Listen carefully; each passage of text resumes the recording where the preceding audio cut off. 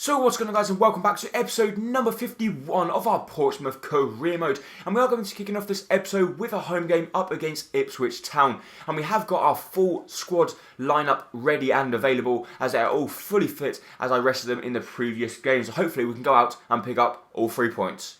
And the referee's pointed to the penalty spot. Just 9 minutes into the game, Villalibre goes in for the challenge. I thought he had actually blown for a foul for us because I don't see where there's actually that much contact. There's a little bit of contact after the ball went, but the referee put it to the spot. Shiplock up against Freddie Sears. Shiplock to go the wrong way, and unfortunately, we find ourselves 1-0 down just 10 minutes into the game. It was a debatable penalty decision, but then I think the referee, he did have right to give it, but then in my eyes, I thought, yeah, he's already got contact with the ball. There's a little bit of contact after, but there's not much. And I don't think there's enough to award a penalty. But still, you've got to respect the referee's decision. And we cannot keep conceding such stupid penalties. And now we've got a mountain to climb. Good chance for us here. Fabian Torres picks up the ball. He's going to play the ball through to Ruben Loftus-Cheek. Loftus-Cheek's going to strike to the far coast. And what a save from the Ipswich goalkeeper to deny Ruben Loftus-Cheek from picking up a wonderful goal. But Villalibre has got the ball. He plays the ball out wide to Alves. Alves through to Nori. Nori's going to cut back inside with a scoop turn. He does it expertly. He keeps going. Can Nori find the back of the net? He can't because his shot is expertly blocked by the Ipswich defender. And they do get the ball clear. But we do come very close there to getting ourselves back on level terms. Lovely chance. We've played the ball out wide to Fabian Torres. Fabian Torres going to ball roll inside, which he has done. He's going to keep going. He is on his favourite left boot. He's going to try and find Kingsley Coman through the middle. Can Coman get there in time? No, he can't. And out of frustration, he kicks out at the defender. And just for the half-time interval, we did have a good chance to get ourselves back to 1-1. But unfortunately, we couldn't take our chance. And we score a wonderful goal from the free kick. Kingsley Coman straight after the half-time interval as curled one over the top of the wall and into the back of the net past the Ipswich goalkeeper. He scores an absolute wonderful goal there, and our striker, taking responsibility from the free kick, strikes it. The goalkeeper can't get anywhere near it, and what a fantastic goal it is from Kingsley Coman, picking up his 13th goal so far this season. He might even reach 20 if he continues at this rate. Fabian Torres played the ball out wide to Benamar. Benamar's going to cut inside. He's going to try and whip the ball to the far post. Unfortunately, he gets tackled just before he can whip the ball across. And I think it's going to be time to make substitutions because Fabian Torres is very, very tired. And the problem is, when you've got a tired player on the wings, you cannot be anyone. Benamar's on the ball here. Benamar's going to keep on going. He's going to fake shot back on side on his left foot, and he gets tackled in the process. And with just 7 minutes in-game time remaining, I don't see us getting ourselves back in this game here. But we've got the ball to Nori. Nori's played the ball out wide to Villalibre. Villalibre, we do know, can strike him. He's cut inside on his left boot. He strikes it, and he gets too much power on it, and it goes over the bar. So that's it, the referee blows a full-time whistle. We end up drawing the game 1-1. Not the most convincing of results, but still, a point. It's not the worst case scenario.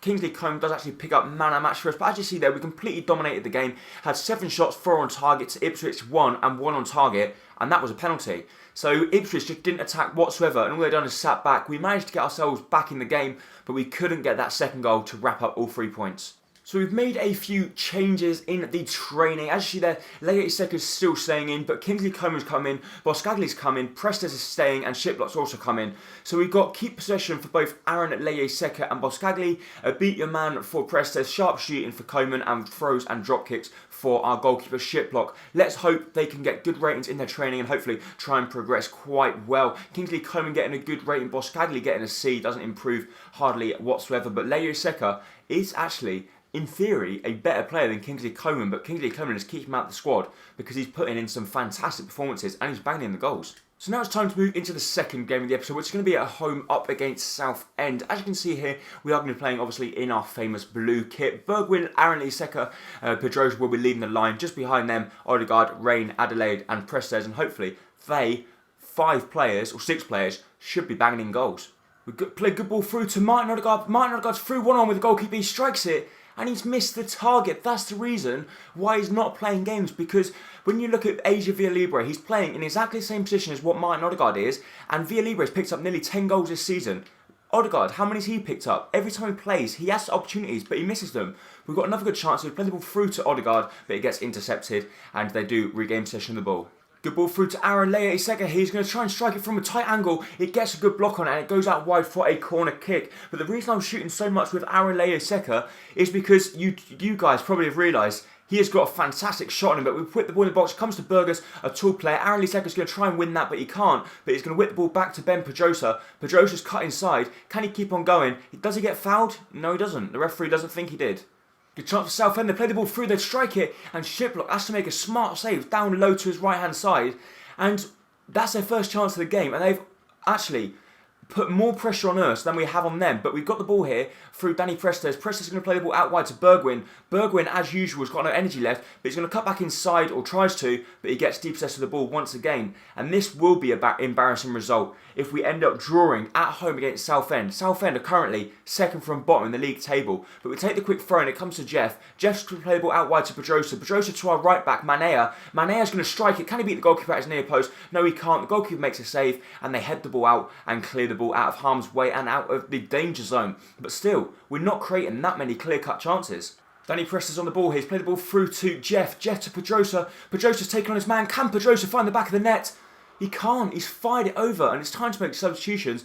Otherwise, it looks like we might actually just get 1 point out of this game, which will not be good enough. Chaplin's going to come on the wing, and Naismith's going to come on instead of Odegaard, and we're going to put Pedrosa into the cam role. Naismith on the ball, who's only just come onto the pitch. He's going to play the ball through to Pedrosa. Pedrosa's surely going to find the back of the net. Yes, he has. And Naismith, who's just been on the pitch for about 2 minutes, has picked up an assist. Pedrosa picking up the goal. And that is what Martin Odegaard's got to be doing. As soon as we move Pedrosa into the cam role, he makes a good run into the box. We play the ball into him. It's not the most convincing of shots. The goalkeeper nearly saves it, but it squirms through his arms and crawls over the line to give us a 1-0 lead in the 77th minute. A really good chance for us here. Chaplin's going to play the ball over the top to Naismith. Can Naismith get the first time touch correct? Yes, he does. Naismith, can he pick up the goal?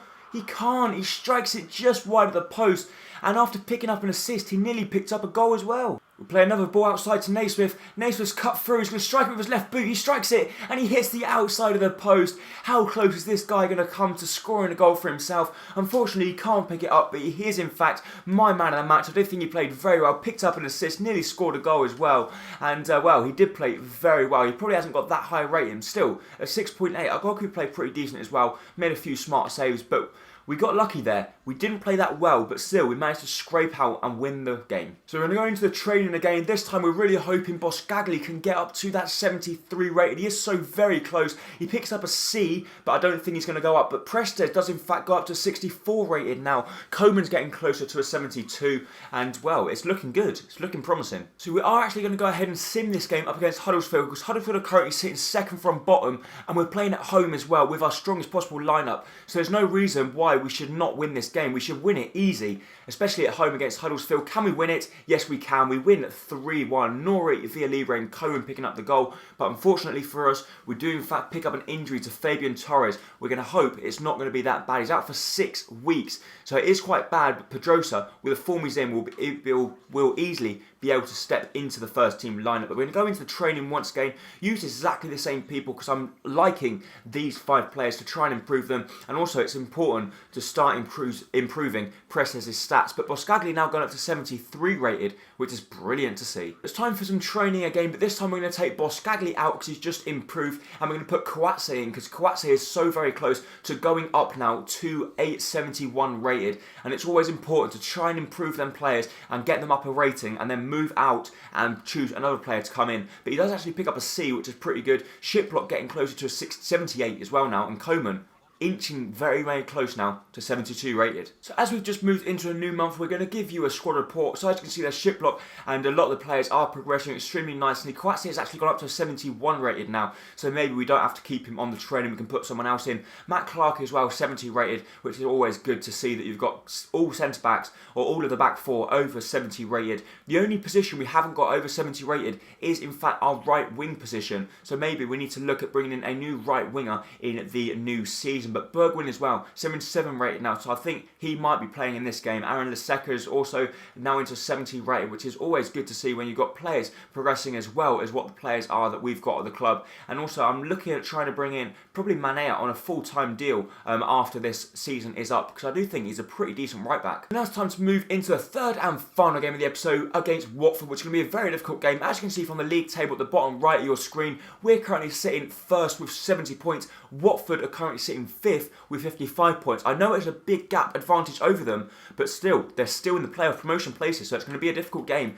and they are going to give up their all because they are desperate to try and get to the playoff promotion places, to try and get themselves back into the Barclays Premier League. But this is going to be the squad we are going to be going with. Bergwijn has regained his place in the first team lineup, and also playing on the right wing is going to be Pedrosa over Fabian Torres, because obviously Fabian Torres is injured. Good wide early on here. Bergwijn with the fake Rabona cuts inside, and what a goal that would have been, but Nori was in fact standing in offside position. Bergwijn proving that he is a really skillful player down the wing there. I'm not sure what that was, I don't really know. It wasn't a Rabona, but whatever that was, it was a good skill move, and well, he does come very close to opening the scoreline very early on in the game. Really good chance for Watford here. Juan Fran's cut inside, he strikes it, it gets a deflection, and it hits the post. Chiplock was on the wrong foot there, and well, we get let off the hook. Very, very unlucky for Watford as the shot gets deflected off our own player, and it does in fact hit the post.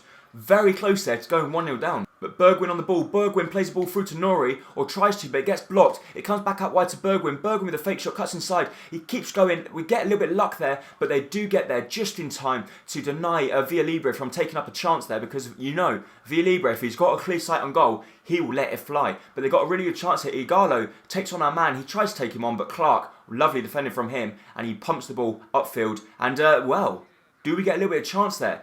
They're playing risky at the back. They don't want to be taking that much time on the ball when you've got a player like Kingsley Coman around you. We're going to take the short corner here. Pedrosa's going to play it out wide to Coman. We do know Coman can strike it on his left boot. He takes it, strikes it, and what a goal from Kingsley Coman in the 57th minute. And this guy is just an absolute magician. Our number 25 and striker that we brought in this season has been banging in the goals for fun. Pedrosa saw him on the edge of the box, decided to pick him out. It's not the best first time touch. The ball gets stuck underneath his feet, but he manages to get it out, strike it for the first time, and picks up his 15th goal in the league. What a wonderful goal. A really good chance for Watford, and it's a wonderful save from Shiplock at his near post there. We get let off the hook. Shiplock with a wonderful reaction save at his near post, but we play the ball to Kingsley Coman. Kingsley Coman can cause some trouble here. He's taking on his man. Kingsley Coman's through. He's going to strike it with his right boot, and what a goal. This guy is just absolutely insane. He scores another wonderful strike from outside the box. The goalkeeper's thinking, what can I do to keep these out? Watford are in despair. They cannot believe that Kingsley Coman has scored two wonderful goals past them. And look at this. He strikes with his right boot. Goalkeeper nowhere near it. And that's pretty much another wonderful strike. Play the ball through to Coman. Coman tries to be ungreedy there. He could have turned it himself. And with the special form he's in, he probably would have striked it with his left boot. And it probably would have found its way into the back of the net. But, well, Kingsley Coman trying to set up Nori, but unfortunately it does get intercepted. But they nearly get depossessed of the ball there. They're trying to be too clever and play out from the back. And they shouldn't be doing that, not when they're 2-0 down. Another really good chance for Watford here to try and get themselves a consolation goal. They whip the ball in the box. Kouatse does get the header, but he heads it straight down into Igalo. And Igalo with an emphatic finish into the top-hand corner there. Shiplock has no chance of keeping that one out. Kouatse does very hard to cut out the ball, but he's got to be clearing that one better than that. And what a fantastic strike it is from Igalo, but still, it's going to be a nervous last 10 minutes now. Another really good chance for Watford here, but we'll regain possession ball through Brascagli. Nori plays ball out wide to Pedrosa. Pedrosa's got acres of space to run into, and Brascagli keeps on going. We play the ball through to Brascagli. Brascagli to try and set up Kingsley Coman, or he plays ball over the top to Bergwijn. Bergwijn strikes it, and it's a really good save from the Watford goalkeeper. With just 2 minutes left now, I think we should be able to hold on. Kingsley Coman's on the edge of the box once again. We're going to play the ball back to him. This is for his hat-trick. He takes a touch with his left boot. He strikes it and he hits the top of the crossbar. So very close to picking up a hat-trick, but so close, yet so far. So the referee blows a full-time whistle, and it's a fantastic result for us away from home at Vicarage Road to pick up a result like 2-1. My man of the match obviously goes to Kingsley Coman, picking up 2 goal of the season contenders in one match. What a fantastic performance from him. And let's see how Bournemouth got on. Bournemouth won 3-1, so they're still on our tails. So we're going to go back into the training, and I believe we are going to keep it as they are, apart from we're going to change Kouatse out because he's just actually improved. We're going to put Clark in, so Clark will start coming close now to a 71 rate. So we're going to put him on basically all the defending stats on El Rondo. We're going to keep the goalkeeper as he is, Preston as he is, and we're going to take Kingsley Coman out, and we are going to put Villalibre in, and let's see if we can try and get him up to a all-important 75 rated, which would be incredible if we could get him up. So we're going to simulate all the training as always, and let's see if anyone can get good ratings. Preston's actually getting an A, so he's getting close now to a 65 rated. Leia, Iseka and Clark so very close now to improving their rating. So we get an email from the board saying that, or from Ongwen I should say, saying that he's not happy about we haven't offered him a new contract, so we're going to have to go in and we're going to offer him a brand new contract. But the problem is he wants quite a bit of money. We can actually afford it, but he still wants a lot of money. So he wants, I think it's an 8,000 increase. We have got the money to go ahead and give him to him, so we are going to give it to him because I do believe he will be a pretty decent centre-back in the future. So he wants 9,000. We are going to go ahead and offer him 9,000 and let's see if he goes ahead and accepts it. He should do because he will meet in his requirements. We're going to keep him as a squad rotation player, and hopefully he will come back and say yes, he wants to renew his contract and stay another 3 years at the club. But that is in fact it for this episode. If you did enjoy it, please make sure to hit the like button down below, as it is going to be hugely appreciated, and I really hope to see you next time very soon for the next episode of the Portsmouth Career Mode. Thank you, bye bye.